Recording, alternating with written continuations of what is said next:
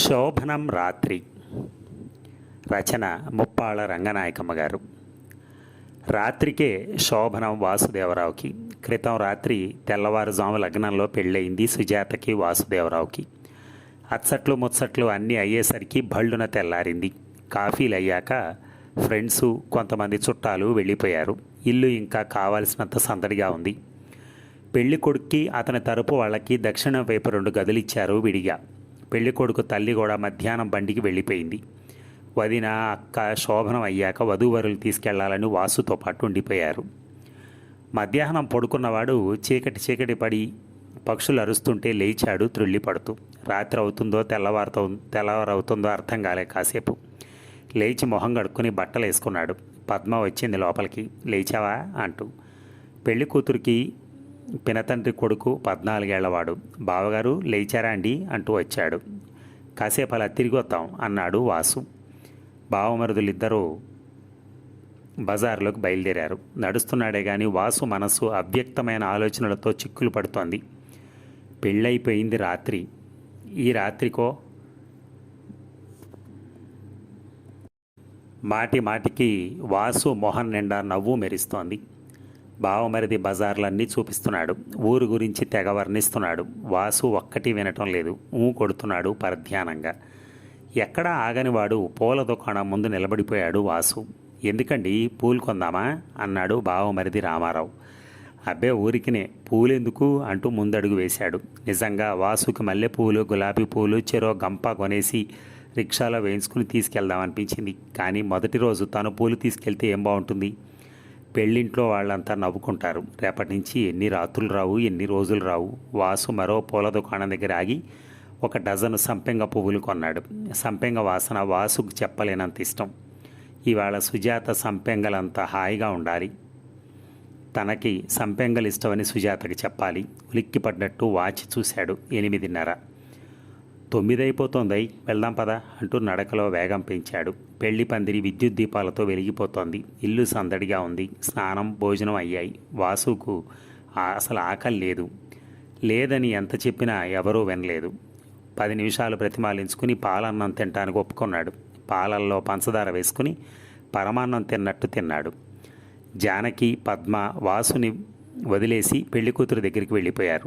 సాయంత్రం నుంచి బలవంతంగా ఆపి ఉంచుకున్న ఊహలు పూ పరిమళంలా మనోహరంగా ఆవరించుకున్నాయి వాసుని. ఒక్కపొడిలో దొరికే తీయటి పలుకులు ఏరుకొని తింటూ ఒక్కడే గదిలో కూర్చున్నాడు. ఈసారికి గది సర్దటం అయి ఉంటుంది. ఈసరికి పట్టుదిళ్ళు, పరుపు, తెల్లటి దుప్పట్లు, మల్లెపూల దండలు, అగరొత్తులు, వాటిల్లోంచి వచ్చే వయ్యారంగా లేచే సువాసనలు, పాలు, పళ్ళు, ఏమో ఇంకేమేమిటో చూడాలి మరి వదిన ఎలా అలంకరిస్తుందో. పెళ్లి ముహూర్తం పెట్టుకున్న దగ్గర నుంచి జానకి మరిదితో ఎన్నోసార్లు హాస్యం ఆడింది. ఇదిగో టైలర్ దగ్గరికి వెళ్ళి జాకెట్లు తెచ్చిపెట్టమంటే వినలేదు కదూ. సరేలే, జ్ఞాపకం ఉంచుకో. ఏం చేస్తావు? నా అవసరం వచ్చినప్పుడు చెప్తాను. నీ అవసరం నాకెప్పుడు రాదు. అదే చూద్దాం. రేపు అబ్బాయి గారికి శోభనాలు అవి అయ్యేటప్పుడు నేను పట్టించుకోకపోతే ఏది అవ్వదు. వాళ్లతో దెబ్బలాడి నీకు కావలసినట్టు మీ ఆవిడ్ని ఎవరు ముస్తాబు చేస్తారో చూద్దాం. వాసు నవ్వుకున్నాడు. వదిన చెప్పినట్టు చేసిందంతా ఇవాళ కనపడాలి మరి. ఎంత బ్రహ్మాండంగా ముస్తాబు చేసేస్తుందో చూస్తాడుగా. సుజాత పూల జడ కుట్టించుకుంటూ ఉంటుందేమో. ఇప్పుడు మెడ నొప్పి బట్టి తనను తిట్టుకుంటుందేమో. నిజంగా అలాగే అయితే గడ్డం పట్టుకుని చెప్పాలనిపిస్తుంది. సుజా, ఈ ఒక్కరోజుకి నువ్వు నా కోసం విసుక్కోవు కదూ. జన్మలో మనకి ఇలాంటి రాత్రి ఎప్పుడు వస్తుంది చెప్పు అని బొజ్జగించి చెప్పగలడు, ఒప్పించగలడు. అయినా సుజా అంత మనసు లేని మనిషి ఏం కాదు. రాత్రి పెళ్లిలో నవ్వుతూ తన కళ్ళకు దొరకకుండా తప్పించుకుంటూ, తనకి తెలీదా గదిలో అడుగు పెట్టగానే గదికి 4 వైపులా ఎక్కడెక్కడ గుమ్మాలున్నాయో కిటికీలున్నాయో చూడాలి. ఎవరు నవ్వుకున్నా సరే వరుసగా అన్నీ మూసేయాలి. తనేమీ ఎరగనట్టు గాఢంగా నిద్రపోతున్నట్టు పడుకోవాలి. సుజా ఏం చేస్తుందో అసలే సిగ్గు. పాపం కొత్త కంగారు పడిపోతోంది. ఇక్కడికి వచ్చి నిద్రపోతున్నాడు ఏమిటని చిరాకు పడిపోతోంది. పంతం కలదైతే పెంకిగా అలాగే తలుపులు కావలించుకుని నుంచుంటుంది. కొంచెం అమాయకురాలైతే మాత్రం సుకుమారంగా వచ్చి చెంపలు తాకుతుంది. సుజ ముందు మాట్లాడుతుందో లేదో చూడాలి. వాసు ఒళ్ళు పులకరించింది. అసలు పెళ్ళి అన్న దగ్గర నుంచి శోభనం రాత్రి గురించే కలలు కంటున్నాడు వాసు. పెళ్ళి 10 మంది మధ్య బట్టబయలు ఎలాగో అయిపోయింది. పంతుళ్ళు ఏం చెప్తే అది అదే చేయాలి. ఆడవాళ్ళంతా గోమి కొడతారు, ఊపిరి సలపనివ్వరు. మన మనసూరుకోక పెళ్లి కూతుర్ని చూస్తే వదిన గారి లాంటి వాళ్ళు టక్కన పట్టేసి వేళాకోళాలతో కాల్చుకు తింటారు. ప్రాణానికి సుఖం ఉండదు, స్వేచ్ఛ ఉండదు. శోభనం రాత్రి అలా కాదు. కావలసినంత ఏకాంతం, మజా, ఒక్కతే అందంగా మెరిసిపోతూ పిచ్చెక్కించేలా ఉంటుంది. ఎవరో చూస్తారని నవ్వుతారని జంకు కూడా ఉండదు. ఇద్దరు ఎంతో సన్నిహితంగా కూర్చుని తనివి తీరా చూసుకుంటూ స్వర్గంలో క్షణంలా గడిపేయచ్చు అనుకున్నాడు. కానీ పెళ్లి తతంగంగా కూడా సరదాగానే గడిచింది వాసుకి. పక్కపక్కన పీటల మీద కూర్చోవటం, తలంబ్రాలు పూసుకోవటం, మంగళసూత్రాలు కడుతుంటే బాహ్య స్మృతి లేనంత అనుభూతి కలగటం, కొత్త కొండలో ఉంగరాలు వెతకటం, మట్టి తవ్వి నవధాన్యాలు పాతటం అడుగడుగున ఆనందంగానే గడిచింది. సుజ కూడా ఉత్సాహంగానే ఉంది. వాసు, నిద్రపోతున్నావా? పద్మ వచ్చింది గదిలోకి. త్రుళ్ళిపడి లేచాడు, తలెత్తాడు, టైం చూశాడు. 10:30. అప్పా, అదేమిటి కుర్చీలో నిద్ర? పడుకుంటే మంచం మీద పడుకో. ఊరికే అలా కూర్చున్నాను. ఎందుకు? 10 దాటిపోయింది, వెళ్ళి పడుకో. అయోమయంగా చూశాడు వాసు. ఇక్కడ పడుకోవటం ఏమిటి? జానకి కూడా వచ్చింది లోపలికి. విసనకర్ర దూరంగా గిరవాటెట్టింది. తలుపులు బాగా దగ్గరికేసింది. కోపంగా ఉన్నట్టు మొహం ముడుచుకుంది. వాసు కొంచెం నవ్వుతూ వదిన గారి కేసి చూశాడు. జానకి కోపంగానే నవ్వుతూ, పాపం మరిది గారిని చూస్తే జాలేస్తోంది. నిజంగానే ప్రాణం ఉసూరు అంటోంది అంది నీరసంగా. వాసు గుండెలు దడదడా కొట్టుకున్నాయి. జానకి మాటలు లక్ష్య పెట్టనట్టు లేచి ఒళ్ళు విరుచుకున్నాడు. పద్మ వచ్చి జానకి పక్కన కూర్చుంది. వీళ్ళకి ఇంత బుద్ధి లేదే అంది. నెమ్మదిగా అంటావా? వాసు కోపం వచ్చినా సరే అత్తగారిని అంటున్నారని. బొత్తిగా మొద్దు మనుషులు, ఉత్త గాడిదలు. ఎందుకది నా జంతుజాలాన్ని గుర్తు చేసుకుంటున్నావు? నవ్వాడు వాసు. ఇలాంటి వాళ్ళని చూస్తే ఇంకేం గుర్తొస్తాయి? మంచి చెడ్డ చూసుకుని మరీ ముహూర్తం పెట్టుకోవద్దు. తల వాచేలాగా చివాట్లు పెట్టొచ్చాను. పెళ్లి కూతురు తల్లి మేనత్త నోరెత్తలేదు. ఇక పెళ్లి కూతురు ముంగిలా కూర్చుంది. పాపం ఆ పిల్ల ఏం చేస్తుంది అని పద్మ జాలిపడింది. ఏమైంది అసలు? వాసు ఉండబట్టలేకపోయాడు. ఏవేవో రీతులు రివాజులు అంటూ ఈ ఆడమేళం దెబ్బలు ఆడుకుని రసాబెస చేయరు కదా. ఇంకేమవ్వాలి? మీ ఆవిడ చాప చెంబు పట్టుకుని వాకిట్లో కూర్చుంది. అదిరిపడ్డాడు వాసు. జానకి కేసి తీక్షణంగా చూశాడు. హాస్యానికైనా వేళాపాళా ఉండాలా?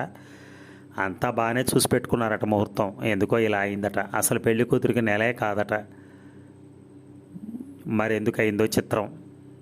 జానకి కోపంగానే చేతులు జాడిస్తోంది. వాసు తెల్లబోతున్నట్టు పద్మకేసి చూశాడు. పద్మ కూడా నిరుత్సాహంగా ఉంది. మనం కూడా ఆలోచించలేదు వదిన. లగ్నం పెట్టుకునేటప్పుడు ఈ సంగతి బాగా తెలుసుకోవాల్సింది. చాలే, సిగ్గే లేదు. ఆ ఇంగితం వాళ్ళకు ఉండాలి కానీ అంత బట్ట విప్పుకుంటామా? తర్వాత వాసుకు ఒక్క మాట కూడా తలకెక్కలేదు. మనసంతా శూన్యం అయిపోయింది. స్థాణువులా కూర్చున్నాడు. జానకి పద్మ చాలా మాట్లాడుకున్నారు. 4వ నాడు స్నానం అయ్యాక పెళ్లి కూతురుని తీసుకుపోదామా అంటే ఆ పిల్ల ఏడుపు మొహం పెట్టింది. ఎప్పుడైనా సరే శోభనం పుట్టింట్లోనే చేయాలట. పెద్ద పిల్లకి అత్తారింట్లో చేస్తే అచ్చిరాలేదట. పెద్దవాళ్ళంతా పట్టుదలగా చెప్తుంటే కాదంటాం ఎలాగా? అది కాదు వదిన, మనిద్దరం రేపు వెళ్ళిపోదాం. వాసు ఉంటాడు, తర్వాత వాళ్ళిద్దరు వస్తారు. ఏం వాసు, నువ్వు ఉండిపో. ఎన్నాళ్ళు ఉండాలి అన్నాడు వాసు పిచ్చి చూపులు చూస్తూ. జానకి కొంచెం నవ్వి, ఇలాంటి విషయం మేము మాట్లాడలేం బాబు. 5-6 రోజులకు కానీ ఆ పిల్లకి గదిలో పంపరాట. అవును మరి, తర్వాత 3 రోజులు ఉండిద్దరు రండి. వారు తల అడ్డంగా తిప్పాడు. ఇక్కడ 5-6 రోజుల వరకు పడిగాపులు పడి ఉండటం ఎందుకని? శోభనం కోసమా? అప్పుడు దానిది విలువేముంది? అచ్చటికైనా ముచ్చటికైనా సమయం సందర్భం ఉండాలి. గదిలోకి పంపిస్తారని చెప్పని తాను ఇక్కడే ఉండిపోవటం అంతకన్నా సిగ్గుచేటే ఉంది. నేను ఉండను. మరి పెళ్లి కూతురు తీసుకెళ్లకుండా అందరం వెళ్ళిపోతే ఎలాగా? ఏమో నాకు తెలియదు. బాగుంది. నా మీదేమిటి నీ కోపం? నవ్వింది జానకి. మళ్ళా వదిన ఆడబిడ్డలు తర్జనభర్జనలు పడ్డారు. ఆఖరికో నిర్ణయం చేశారు. ఇప్పుడు అందరం వెళ్ళిపోదాం. నెల లోపల వచ్చి శోభనం చేసుకుని పెళ్లి కూతురుని తీసుకెళ్దాం. ఈ పిల్లకి నెలలు సరిగ్గా రావట. అప్పుడు మళ్ళా చెంబు చాప అంటూ నవ్వింది పద్మ. బాగా చెప్పావు. అలాంటి వాళ్ళే వీళ్ళు. ఏం వాసు, అలా చేద్దామా? నెల లోపల వచ్చి మీకు ఎలా బాగుంటే అలా చేయండి. అయితే తెల్లారగట్ల బండి ఉంది, మనకి పోదాం. ఇక్కడ ఎందుకు వీళ్ళ మొహాలు చూస్తూ ఒక్క పూట కూడా ఉండకూడదు అని. పోనీలే వదిన, వాళ్ళు వింటే బాధపడతారు. అంది పద్మ కొంచెం మొహమాటంగా. చాలే, వాళ్ళ బాగు కోసమైనా మా బాగుపడిపోయింది కాదు, మన బాగు సడిపోయింది. చేతులు తిప్పింది జానకి వెటకారంగా. జానకి కోపం కొద్దీ ఆడపెళ్లి వాళ్ళ నానా తిట్లు తిట్టిందే కానీ సంబంధం కుదుర్చుకునే ముందు ఆడపెళ్లి వారిపై వాళ్ళ చెయ్యే పై మాటగా ఉంది. సుజాతకి తండ్రి లేడు. మేనమామ ఆస్తి వ్యవహారాలు చూస్తున్నాడు. సావిత్రి పెద్దది, సుజాత చిన్నది. మగపిల్లలు లేరు. తండ్రి ఉండే రోజుల్లో జమీందారులా బతికిన సంసారం. ఇప్పటికీ ఆస్తి ఉంది. పెద్ద డాబా ఇల్లుంది. ఆస్తి అంతా అక్క చెల్లెళ్ళకే. సావిత్రికి ఇక ఆస్తితో ఏం పని? తిండి బట్ట చాలు. వాసు తరపు వాళ్ళు పెళ్లి కూతురికి చెందబోయే ఆస్తిని గురించి ఆశపడలేదు అంటానికి వీల్లేదు. ఉన్నవాళ్ళ పిల్లనిస్తామంటే చేయదా నొప్ప. వాసు మాత్రం నిజంగా పెళ్ళానికి కాబోయే ఆస్తి కోసమే అమ్ముడుపోలేదు. సుజాతను చూశాడు. చాలా నచ్చింది. తన భార్యగా ఊహించుకున్నాడు. పొందిగ్గా ఇమిడింది. సుజాత చదువుకుంటోంది. అది ఇంకా నచ్చింది వాసుకి. సుజాత మేనమామ ఎవరెవరి ద్వారానో వాసు వాళ్ళ సంబంధం గురించి విన్నాడు. వాసు గురించి కూడా విన్నాడు. చాలా మంచివాడని తెలుసుకున్నాడు. చెడిపోవటానికి ఎన్నో అవకాశాలున్నా మగవాడు చెడిపోకుండా ఉండడం ఒక గొప్ప ప్రత్యేకత. వాసుకి దుర్వ్యసనాలు ఏం లేవు. తెలివైనవాడు, బాగా చదువుకున్నాడు, మంచి ఉద్యోగం చేస్తున్నాడు, ఆరోగ్యంగా అందంగా ఉంటాడు. ఆస్తితో వచ్చే ఆడపిల్లను స్వీకరించే అర్హత, యోగ్యత వాసుదేవరావుకు ఉన్నాయనుకున్నాడు సుజాత మేనమామ. వరుడు మంచివాడు దొరికినందుకు ఆడపిల్లి వాళ్ళు కూడా చాలా సంతోషించారు. పెళ్ళి అంతా ఆటలా అయింది కానీ ఎవరూ ఏమీ అనుకోలేదు. పెళ్లివారు వియ్యంకులు వారిని కానుకలతో ముంచెత్తారు. పెళ్ళికొడుకు కుటుంబంలో అందరికీ ఖరీదైన బట్టలు పెట్టారు. పెళ్ళికొడుకు లాంఛనాలు సరి అడుక్కో అచ్చటామో మాటకో ముచ్చటా జరిపారు. వియ్యాల వారు తమ స్థితిగతులకు సరిపోరన్న భావం ఎక్కడా కనపడనివ్వలేదు. గౌరవాలతో సత్కారాలతో ఉక్కిరి బిక్కిరి చేశారు. అదంతా ఓ ఎత్తు. సుజాతతో మొదటి రాత్రి ఒక ఎత్తు అనుకున్నాడు వాసు. వాసు దృష్టి ఏ బహుమతుల మీద లేదు, భోగభాగ్యాల మీద లేదు. కానీ వాసు నిరీక్షణ వ్యర్థమైపోయింది.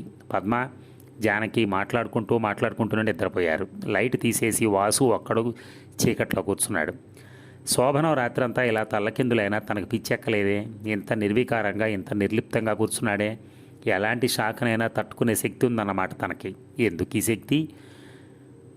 చేతగాని వేదాంతం మాట్లాడుకున్నట్టుంది. నిజంగా దేవుడున్నాడా? తనేం పాపం చేశాడని ఇంత ఉత్సాహభంగం కలిగించాడు? ఎక్కడి నుంచో జామపండు సువాసన, ఉన్నట్టుండి వెలగపండు వాసన, సంపెంగలు. వాసు మనస్సును మనకున్న సిల్క్ జేబుల్లోంచి వస్తోంది. సంపెంగలు గుబాళిస్తున్నాయి. ఇలాంటి పరిమళాలు ఆగ్రాణిస్తూ అయినా దేవుడున్నాడని నమ్మలేమా? వాసు తలగడలో మొహం ఒత్తుకుని తనను తాను మప్పి పెట్టుకుంటూ పడుకున్నాడు. గాలి చాలకుండా పోయినట్టు పడుతూ పక్క మీద దొర్లుతూ నిట్టూరుస్తూ ఎప్పుడో తెల్లవారుజాము నిద్రపట్టేసరికి వాసు అంటూ లేపింది పద్మ. లేచి మొహం కడుక్కో, ట్యాక్సీ వచ్చేసింది అంటూ హడావిడిగా వెళ్ళిపోయింది. వాసుకి ఏం తోచలేదు. వెళ్ళిపోవటమేనా? టిఫిన్లు కాఫీలు వచ్చాయి గదిలోకి. వాసు ఏమీ తీసుకోలేదు. పెళ్ళింట్లో ఎవరితోటో మాట్లాడలేదు. ట్యాక్సీ కదిలే ముందు మాత్రం బావమరిది కోసం వెతికాడు. నిద్రపోతున్నాడేమో ఎక్కడా కనిపించలేదు. వెనక్కి చూడకుండా కూర్చున్నాడు. రైలు చాలా దూరం వెళ్ళిపోయాక కానీ వాసుకి చైతన్యం రాలేదు. బెర్త్ మీద పక్కేసుకుని పడుకున్నాడు. తను దోషిలా పారిపోతున్నట్టు సిగ్గు ముంచుకొచ్చింది. ఈ బాధ అంతా తనకే కానీ సుజాకుండదా?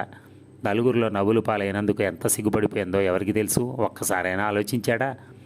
నిజంగా వాళ్ళన్నీ సవ్యంగా చూసుకునే లగ్నం పెట్టారేమో. ఇలా రసాబసా అవటం వాళ్ళకు మాత్రం బాగుంటుందా?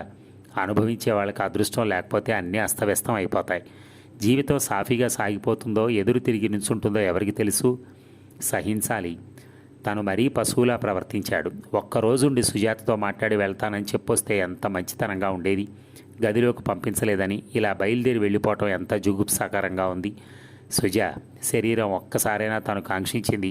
ఆ అభిమానం కల ఆడదైతే తనను మూర్ఖుడిగా, స్వార్థపరుడుగా ఆలోచించి బాధపడదా? 1000 పూజలు చేసుకున్నా పెళ్ళి అయ్యింది. అప్సరస లాంటి భార్య దొరికింది. వాళ్ళ కాకపోతే రేపు అనుకుంటే మాత్రం ఈ సంతోషం లేదా? తనే మూర్ఖుడు. కనీసం భార్యతో మాట్లాడాలని కూడా ప్రయత్నించకుండా తన దారిని తాను వచ్చేశాడు. ఆత్మనింద వాసుని ఎంతో సేద తీర్చింది. ఇంటికి వెళ్ళిన రోజు రాత్రే సుజాతకి పేర మీద ఉత్తరం రాశాడు.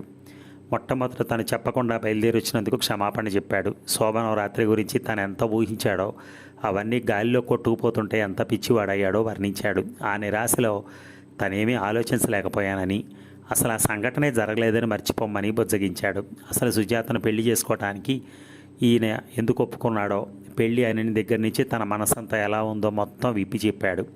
పెళ్లి వేడుకల్లో సుజాత ఎంత అందంగా ఉందో, కొత్త కుండలో ఉంగరాలు 3 సార్లు సుజాతకి దొరకడంతో రహస్యం ఏమిటో బయటపెట్టేశాడు. సుజా, నన్ను అపార్థం చేసుకోవద్దు. నా తొందరపాటుకి నేను చాలా బాధపడుతున్నాను. మనమిద్దరం ఏకాంతంగా స్వేచ్ఛగా మాట్లాడుకునే మధుర క్షణాల కోసం 1000 కన్నులతో నిరీక్షిస్తున్నాను. నీ వాసు అని ఉత్తరం ముగించాడు. అప్పటి నుంచి రోజు పోస్ట్ కోసం ఎదురు చూడటం ఒకటే అతి ప్రత్యేకమైన పనిలాగా పడింది అతనికి. రోజు దెయ్యంలా కనిపించకుండా పోయే పోస్ట్ మ్యాన్ దేవుళ్ళ ప్రత్యక్షమయ్యాడు వారం రోజులకి. సుజాత జవాబు రాసింది. అది అచ్చం జవాబులాగే ఉంది. ప్రియమైన వాసుదేవరావు గారికి నమస్కరిస్తూ, మిమ్మల్ని ఎలా సంబోధించాలో నాకు తెలియదు. మీరెంతో ప్రేమతో అభిమానంతో రాశారు ఉత్తరం. నేను అలా రాయగలనో లేదో అని భయంగా ఉంది. మీరు వెళ్ళిపోయినందుకు నేను మీ గురించి చెడ్డగా ఏమనుకోలేదు. నా గురించి మీరేమైనా అనుకుంటారని భయపడ్డాను. నాతో మాట్లాడే అవకాశం లేక మీరు వెళ్ళిపోయారు. అందులో తప్పే ఉంది. పెద్దవాళ్ళంతా ఏదో మాట్లాడుకొని నిర్ణయించుకున్నారు కదా. కాలేజీలు తెచ్చారు. నేను సెకండ్ ఇయర్ పాస్ అయ్యానని మీకు తెలుసు కదా. మరి మీకు రాస్తే సంతోషిస్తారని రాస్తున్నాను. ఇది ఆఖరి సంవత్సరం ఉంది. మళ్ళా కాలేజీ చదువు అదో ప్రపంచంలా అవుతోంది. నేను వెంటనే జవాబు రాయలేకపోయాను. మన్నించండి, మీ సుజాత. చాలా అసంతృప్తి కలిగించిన ఉత్తరం వాసుకి. చదివిందే 10 సార్లు చదివాడు. సుజాత ప్రేమగానే రాసింది, భక్తిగానే రాసింది, కాదంటం లేదు. కానీ క్లుప్తంగా ఇంత పొడి పొడిగా ఎవరో చిన్నపిల్లలు రాసినట్టు, ఎవరికో పరాయి వాళ్ళకి రాసినట్టు ఏమీ నచ్చలేదు వాసుకి. పిఏ చదువుకున్న అమ్మాయి, కొత్త పెళ్లి కూతురు, తన భర్తకు రాసుకోవాల్సింది ఏమీ లేదా? ఆ శోభనం రాత్రి తను ఎలా ముస్తాబవుదాం అనుకుందో, ఎలా మాట్లాడదాం అనుకుందో, తీరా అంతా తారుమారైతే ఎంత దిగులు పడిపోయిందో, ఎంత ఏడ్చిందో, అదంతా విపులంగా ఎందుకు రాయకూడదు? తనేం పరాయివాడా? ఇంకెవరికి చెప్తుంది? మనసంతా విప్పి చెప్పుకుంటే ఎంత హాయిగా ఉంటుంది. అయినా పెళ్ళంటే అయ్యింది, మెడలో పుస్తి ముడిపడింది. కానీ అంతకుమించి ఇద్దరికి ఏం పరిచయం ఉంది? ఒక్క మాట కూడా మాట్లాడుకోవాలా? ఇంతకన్నా ఆత్మీయత ఎలా వస్తుంది? సుజాతను తప్పు పట్టి తను బాధపడటంలో అర్థం లేదు. ఇదే సహజం. ఆ రాత్రి మరో ఉత్తరం రాశాడు వాసు సుజాతకి. జవాబు కోసం ఎదురు చూడకుండానే 3వది రాశాడు. రోజూ ఉత్తరం రాయాలనిపిస్తోంది. రాస్తూనే ఉన్నాడు. అసలు శోభనం అనకుండా ఉంటేనే బాగుంటుంది, అవ్వకుండా ఉంటేనే. ఇంకా ముందు ముందు ఉందనుకుంటే దానికోసం కలలు కంటూ ఉంటే హాయిగా ఉంది. అనుభవం కన్నా నిరీక్షణే మధురంగా ఉంది. అందుకే పూర్వం పెళ్లికి శోభనానికి విధిగా కొంత వ్యవధించేవారట. అది వధూవరుల్ని మానసికంగా సన్నిహితం చేస్తుంది. విరహ శృంగారంలో మాధుర్యం చవి చూపిస్తుంది. మనసులు పండించి అనుభవాలను అనురాగమయం చేస్తుంది. వధూవరులు దూరంగా ఉంటూ ఉత్తరాలు రాసుకోవటంలో ఆనందం వాసుకి కొత్తగా ఉంది. సుజా ఉత్తరాలతో చైతన్యం ఉంటే వాసుకి ఇంకా సంతోషం కలిగేది. పెళ్ళయి 18 రోజులు దాటింది. ముహూర్తం చూపించి శోభనానికి ప్రయాణం ఏర్పాటు చేయాలని హడావిడి పడింది వాసు తల్లి. మర్నాడే వియ్యాల వారి దగ్గర నుంచి ఉత్తరం వచ్చింది సుజాతకి. వారం రోజుల నుంచి జ్వరం వస్తోందట. ఓ నెలల నుంచి ఆ పిల్లకి నలతగానే ఉంటుందట. కాలేజీకి కూడా వెళ్ళటం లేదట. విశ్రాంతి అవసరమని డాక్టర్ గారు అన్నారట. అల్లుడి గారి యోగక్షేమాలు తెలియజేయాలట. అది విషయం. అయ్యో, పిల్లకి ఎలా ఉందో అంది వాసు తల్లి సింగినాదం. ఓ పెసరు వేడి చేస్తే చాలు వాళ్ళదంతా అబ్బడం. మళ్ళా మరిది నోట్లో పచ్చి వెలక్కాయ పడింది అంది జానకి నవ్వుతూనే. అత్తగారు రాయించిన ఉత్తరం వాసు కూడా చూశాడు. ఇంట్లో వాళ్ళ మాటలు విన్నాడు. మాట్లాడకుండా కూర్చున్నాడు. ఆరోగ్యం తర్వాతే ఏదైనా. బాధపడటంలో అర్థమే ఉంది. చదువులో పడి ఆరోగ్యం నిర్లక్ష్యం చేయకు. నీ ఒంట్లో ఎలా ఉందో ఎప్పటికప్పుడు రాస్తూ ఉండు అని ఉత్తరం రాశాడు. సుజాత జవాబులు ఇచ్చినా ఇవ్వకపోయినా వాసు పట్టించుకోడు. ఏ క్షణానికి తన మనసు ఎలా ఉంటుందో డైరీ రాసినట్టు రాస్తాడు. ఒక్కో రోజు అర్ధరాత్రి లేచి కూర్చుని తెల్లవార్లు రాస్తుంటాడు. కొత్త సంగతులు ఏమి తోచినప్పుడు రాసిందే రాస్తాడు. తన కోరిక అంతా వెళ్ళగక్కుతాడు. ఎలాగో అయిపోవాలంటాడు. ప్రేమ, అనురాగం, కౌగిలి, ముద్దులు లేకుండా కలం పరిగెత్తదు. ఏది రాయటానికి సిగ్గువేయదు. సుజా జవాబులు ఎందుకు రాయదని ఆలోచించడం కూడా మానేశాడు. వాసు ఊహలన్నీ 3వ నెలలో రాజ్యం చేయబోతున్నాయి. మీ పిచ్చి దొంగల దోల. మూడో నెల అంటే ఆషాఢం కాదట్రా. గొడ్డు ఆషాఢంలో శోభనం ఏమిటి అంది పొరుగు వారి పేరంటక్క తిరిగి వచ్చి కూర్చొని. అవును స్మీ, బుగ్గలు నొక్కుంది వాసు తల్లి. అప్పుడు వాసు ఇంట్లో లేడు. వాసు వచ్చేసరికి పిలక పంతులు పంచాంగం విప్పి విభూతి కట్లు రాలిపడేలా నుదురు చిట్లిస్తూ తిథి నక్షత్రాలు చూస్తున్నాడు. పంతులు సాక్షాత్తు బ్రహ్మదేవుళ్లా కనపడ్డాడు వాసుకి. ముసిముసి నవ్వులు నవ్వుకుంటూ గదిలోకి వెళ్ళిపోయాడు. జానకి కాఫీ తెచ్చిచ్చింది. పంతులు తాగి గొంతు సవరించుకున్నాడు. అమ్మ, ఆషాఢం వల్ల కాదు కదా, అందరికీ తెలిసిందే. శ్రావణం చుక్క మూడమి, తెల్లవారుజామున చుక్క పడుస్తుంది చూశారు, అది మూడాన పడింది అవటం వల్ల అది వల్ల కాదు. భాద్రపదం శూన్యం, లాభం లేదు. వరుసగా 3 నెలలు గడ్డు రోజులు తల్లి, శుభకార్యాల మాట ఎత్తనేకూడదు.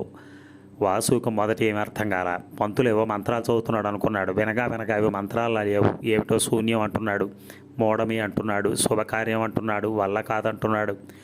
అదిరే గుండెలతో కాలం నిలవక బయటికి రాలేక బోనులో సింహంలాగా కట్టి పడేసినట్టు నుంచున్నాడు. జానకి మాటలు వినిపించాయి. అత్తగారితో అంటోంది, మీ చాదస్తం కానీ పెళ్ళి అవనే అయింది, ఇక మొగుడు పెళ్ళాలికి మంచి ఏమిటి? అమ్మో అలా అనకో, అసలు శోభన ముహూర్తమే మంచిది ఉండాలి, లేకపోతే కీడు కొడుతుందంటారు. ఇప్పుడు ఏం మించిపోయింది?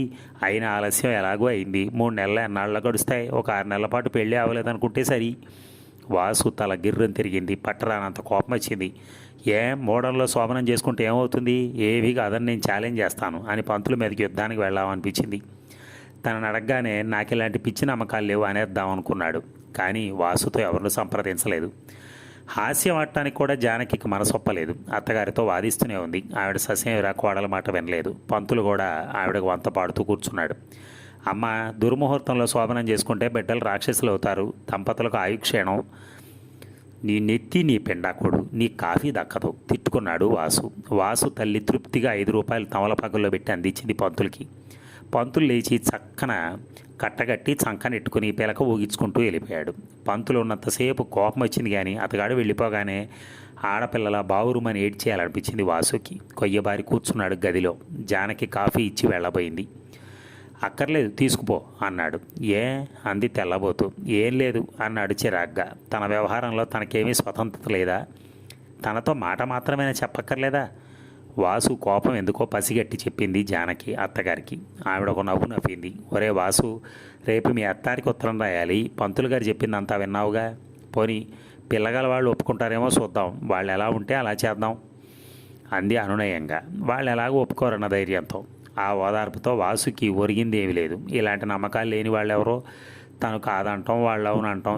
సిగ్గుచేటు. సున్నితంగా జరిగే వ్యవహారాలు సున్నితంగానే జరగాలి, ఎంతకాలమైనా సరే. ఆ రాత్రి చాలాసేపటి వరకు సుజాతకు ఉత్తరం రాస్తూనే కూర్చున్నాడు వాసు. వెర్రి వెధవ పెట్టిన పిచ్చి ఆచారాన్ని దుయ్యబట్టాడు. బుర్రలు పెట్టి ఆలోచించకుండా, ఇంగితం లేకుండా గాలికి ధూళికి భయపడిపోయే చచ్చు పీనుగుల్ని తిట్టిపోశాడు. అసలు ఓ నెలని మహా మంచిదిగాను, ఒక నెలను మహా చెడ్డదిగాను విడదీసిన పక్షపాతపు వెధవని శాపనార్థాలు పెట్టాడు. సుజా, ఇదంతా ఉత్త బోటకం, నేను బొత్తిగా నమ్మను. కానీ ఏం చేయను? మనమిద్దరం స్వతంత్రించి నిర్ణయాలు తీసుకునే సమయం ఇంకా రాలేదు. పెళ్ళికి ముందు మనమిద్దరం కూడా ఇలా స్వతంత్రంగా నిర్ణయాలు తీసుకునే సమయం ఇంకా రాలేదు. పెళ్లికి ముందు మన మధ్య ఎంత దూరం ఉందో ఇప్పుడు అలాగే ఉంది. నేను పిరికివాడినై మౌనంగా ఉంటున్నాను అనుకోకు. మనం సుఖపడటానికి పరిసరాలు ఎంతో దోహదం చేయాలి. వీళ్ళందరినీ నిర్లక్ష్యం చేసి నేను నీ దగ్గరికి వచ్చేస్తే ఆ అనుభవంలో ఎంతో వెల్తి ఉంటుంది. అది మనల్ని అశాంతి పాలు చేస్తుంది. ఇదంతా ఆలోచించి నేను 3 నెలలు పెద్దవాళ్ళ నమ్మకాల ప్రకారం పోదామని నిర్ణయించుకున్నాను. నువ్వు నవ్వుతావేమో, కానీ విధి క్రూరంగా మనల్ని వేరు చేస్తోంది. చివరికి ఎవరు నెగ్గుతారో చూద్దాం. నిన్ను నా కౌగిట్లో బంధించుకుని విధిని వెక్కిరించకపోతానా? అద్దాల వంటి నీ చెక్కెళ్లలో నన్ను నేను చూసుకుంటూ నీలాలు చింది నీ కన్నుల్లో వాసు కలం వినయ విధేయలతలతో వాసు ఊహల్ని భాషలోకి తర్జుమా చేస్తూ ఆడలేడిలా పరుగులు తీసింది. వాసు కళ్ళెదుట సుజాత ప్రత్యక్షమైంది. మందహాసాలు ఒలికిస్తూ వయ్యారాలు పోతోంది. వాలు చూపులతో వెర్రెక్కించి కులుకు నడకలతో రెచ్చగొడుతోంది. వాసు అరమోడుపు కన్నులతో ఎరుపు తేలాయి ఆ కన్నులు. నుదురంతా చెమట పట్టేసింది. ఊపిరి సెగలు రేగుతోంది. ఏమి రాస్తున్నాడో ఎలా రాస్తున్నాడో అర్థం కాలేదు. అవిరామంగా శ్రమించి అలిసిపోయినట్టు కలం ఆపు చేశాడు. అస్తవ్యస్తంగా పడి ఉన్న కాగితాలన్నీ సర్దాడు. ఉత్తరం చదువుతుంటే వాసుకే సిగ్గు ముంచుకొచ్చింది. ఇలాంటి ఉత్తరం చదివి సుజయ్ ఏమనుకుంటుందో? చిరాకు పడుతుందేమో, ఆశ్చర్యపోతుందేమో, అసలు తిట్టిపోస్తుందేమో. పోనీ అది చూద్దాం. పెళ్ళానికి రాశాను కానీ పరాయి వాళ్ళకు రాయలేదు కదా. నా ఇష్టం, ఇంకా రాస్తాను. ఆ ఉత్తరం ఆ మర్నాడే పోస్ట్కి వెళ్ళిపోయింది. వారం రోజులైనా జవాబు రాలేదు. వాసు కుతూహలం దిగులుగా మారింది. సుజాతను చిరాకు పెట్టినందుకు భయం వేసింది. అభమో శుభమో తెలియని ఒక ఆడపిల్లకి మొగుడిని కదా అనే అధికారంతో అస్తవ్యస్తపు రాతలు రాయటం ఏం సంస్కారం? పశువుల బుద్ధిహీనంగా రాశాడు తను. సుజాత తనను గురించి ఎంతో సున్నితంగా ఉన్నతంగా ఊహించుకుంటూ ఉంటుంది. అదంతా చేజేతుల ధ్వంసం చేశాడు తను. మొరటి మనిషిలాగా మూర్ఖుళ్లాగా సాక్షాత్కరించాడు. ఎంత తొందర! సుజా, నీ కోపం వచ్చిందా? నేనంటే అసహ్యం వేసిందా? నన్ను క్షమించవు. నేను రోజు రోజుకి పిచ్చివాడిని అయిపోతున్నాను. ఇప్పుడు ఎప్పుడు ఏం చేస్తానో తెలియటం లేదు. నా ఆలోచనలు ఏవి నా వశంలో లేవు. ఇంకా ఈ ఎడబాటు కొన్నాళ్ళు కొనసాగితే నేను ప్రాణాలతో ఉంటానని నమ్మకం లేదు. ఎప్పుడు హఠాత్తుగా నా మృత్యువు చూడటానికే నువ్వు రావాలి. అప్పుడు నేను నీకేమీ చెప్పలేను. నన్ను చూసి భయపడి దూరంగా ఉండిపోకు. మనస్ఫూర్తిగా నన్ను నీ ఒడిలోకి తీసుకుని నీ హృదయానికి అత్తుకో. నా మృత కళేబరం మీద నీ సున్నితమైన పెదవులతో ముద్దుల వర్షం కురిపించు. అప్పటికి కానీ నా ఆత్మ శాంతించదు. అది చెట్టు పుట్టలు పట్టుకుని తిరుగుతూనే ఉంటుంది. నన్ను హఠాత్తుగా మృత్యు ఎత్తుకుపోతే కడసారిగా నిన్ను కోరే కోరిక ఇదొక్కటే. ఆ ఉత్తరానికి సుజాత వెంటనే జవాబిచ్చింది. మీ ఉత్తరం చూస్తుంటే నాకు భయం వేసింది, ఏడుపు వచ్చింది. ఎందుకలా రాశారు? సుజా బిక్కమొహం వేసి అమాయకంగా అడుగుతూ కనిపించింది. వాసు చాలా బాధపడ్డాడు సుజాను అంత కంగారు పెట్టినందుకు. అప్పటి నుంచి చాలా నిగ్రహంగా, క్లుప్తంగా, ప్రేమపూరితంగా రాయాలని నిర్ణయించుకున్నాడు. 3 నెలలు దుర్భరంగా, దుస్సహంగా గడిచాయి వాసుకి. కనుచూపు మేరలో ఆశ్వేయుజం తొంగి చూస్తోంది. రెక్కలు తటపటలాడిస్తూ గరుడ పక్షి నిద్ర లేచినట్టు మేలుకొంది వాసు ఊహాలోకం. వారం 10 రోజుల్లో ముహూర్తం పెట్టబోతారనగా సుజాత దగ్గర నుంచి ఒక ఉత్తరం వచ్చింది వాసుకి. ఆ ఉత్తరం చదివి నిర్ఘాంతపోయాడు వాసు. తల 10 తలల్లాగా గిర్రం తిరిగింది. అసహనంతో వెర్రివాడిలా ఆ ఉత్తరం చించి పారేశాడు. సుజాత భర్తను ప్రాధేయపడుతూ చూసింది. ఆ సంవత్సరానికిగా శోభనం సంగతి ఎత్తద్దని, తనకు ఆఖరి సంవత్సరం కాలేజీ చదువుకి ఈ సంసార జీవితానికి సమన్వయం కుదుర్చడం తనకు సాధ్యం కాదని, దయచేసి తనను అర్థం చేసుకోవడానికి ప్రయత్నించమని. వాసు దీర్ఘంగా నిట్టూర్చాడు. వ్యధనంతా నిట్టూర్పులా వదిలేశాడు. వాసు ఇంటికి వచ్చేసరికి పంచాంగం పంతులు సీరియస్గా తిథి నక్షత్రాలు చూస్తూ కనిపించాడు. వాసు గదిలోకి వెళ్తూ, వదినా? జానకి వచ్చింది నవ్వుతూ. నీ కష్టాలు గట్టెక్కేయలే వాసు అంది హాస్యంగా. గట్టెక్కలేదు, నా నెత్తి ఎక్కాయి అన్నాడు. ఇంకా ఎందుకంత చిరాకు? ముహూర్తం పెట్టి ఇచ్చేస్తుంటే. అందుకే పిలిచాను నిన్ను. ఇప్పుడేమొద్దు, అమ్మకి చెప్పు. అదేమిటి? నిజంగానే? అవును వదినా, సుజాకి ఈ సంవత్సరం ఫైనల్ కదా, తనకిష్టం లేదని రాసింది. ఆలోచిస్తూ, నాకు ఇష్టం లేదు, ముహూర్తాలు అదేం వద్దు. జానకి తెల్లబోతూ వెళ్ళిపోయింది.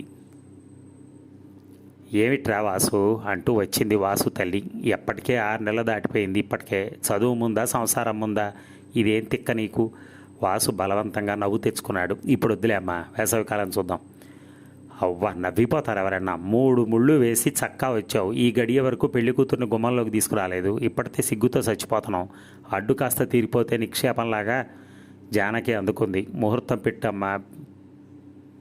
పెట్టని వాసు. సుజాతని మన ఇంటికి తీసుకొచ్చి పంపించేద్దాం. దానికైనా మంచి రోజు ఉండాలిగా. ఏకంగా ఒక్కసారే వస్తుందిలే, ఇప్పుడేం వద్దు. ఎవరో అనుకుంటారని మనం ఏం చేయగలం? ఖచ్చితంగా చెప్పేశాడు వాసు. నా వాసు అన్న కూడా తమ్ముడు పాయింటే మాట్లాడాడు. మెత్తంగా సుజాత పరీక్షలు అయ్యే వరకు ఎలాంటి లగ్గాలు గిగ్గాలు ఉండకూడదని కొట్టిపారేశారు. వాసుకి చాలా గర్వంగా ఉంది. సుజాత తన సంస్కారాన్ని అర్థం చేసుకుంది. తనని ఇంకా ప్రేమిస్తోంది. తర్వాత వాసు సుజాతకి తరచూ ఉత్తరాలు రాయటం తగ్గించేశాడు, సుజాని డిస్టర్బ్ చేయకూడదని. ఆ రాత్రే శోభనం వాసుకి. శోభనం కోసం వాసే కళ్ళు కాయలు కాచేలా నిరీక్షించాడు కాబట్టి అది వాసు శోభనమే. వాసుతో జానకి ఒక్కతే వచ్చింది బియ్యాల వారింటికి. రాత్రి శోభనం అనగా ఉదయం బండి దిగారు. ఉదయం బండి ఇంట్లో చుట్టాలు ఎవరూ లేరు. సుజాత ఒక్కతే ఉంది. బండి దిగి జానకి లోపలికి వెళ్ళి తోటి కోడలు చూసింది. బాగున్నావా అంది. నవ్వు ఊరుకుంది సుజాత. పగలంతా సుజాతను శల్య పరీక్షలు చేస్తూనే ఉంది జానకి. సుజాత ఈ కాలం పిల్లలా లేదు. ఎక్కువగా మాట్లాడదు, నవ్వదు. ముభావంగా తనకేమీ పట్టనట్టుంటుంది. ఎందుకైనా దిగులా అంటే ఆ పిల్ల దిగులు పెట్టుకునే కారణాలు ఏమీ కనిపించలేదు. దిగులనుకోవటం పొరపాటే. అది ఆ పిల్ల తత్వం. మొగుడు పెళ్ళాలు ఒక్కటైతే సరి, అన్నీ దిగుళ్ళు పోతాయి. సుజాత కన్నా వాళ్ళ అక్క సావిత్రి హుషారుగా కనిపించింది జానకి. మరి 2వ భాగం ఒక 10 నిమిషాల్లో మళ్ళీ పోస్ట్ చేద్దాం. Thank you.